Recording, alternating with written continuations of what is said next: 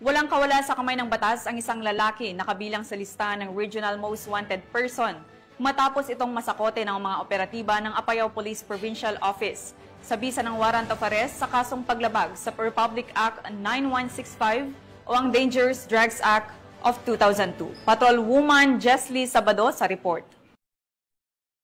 Ng Apayao PNP ang number 5 top most wanted person, regional level, dahil sa paglabag sa Republic Act 9165 o ang Comprehensive Dangerous Drugs Act of 2002 sa isang operasyon na isinagawa sa Barangay Poblasyon, Kalanasan, Apayao, kamakailan.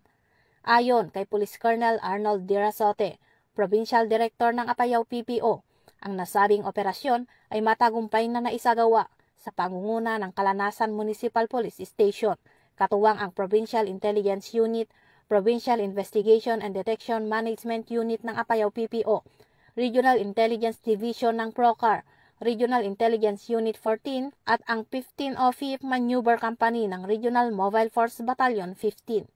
Isinagawa ang pag-aresto sa bisa ng warrant of arrest na inilabas ni Honorable Judge Marvin Paduyaw Aniceto ng Regional Trial Court Branch 26, Luna, Apayao noong Hunyo 19, 2025 para sa paglabag sa Section 11 ng RA 9165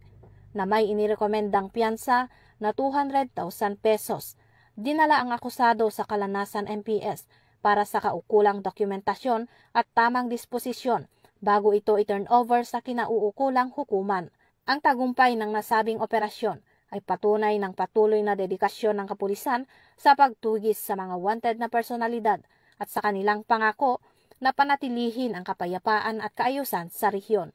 Mula dito sa Rehiyon Cordillera, akong yung PNN correspondent, Patrolwoman Jesly Sabado, alagad ng batas, tagataguyod ng Balitang Pulis.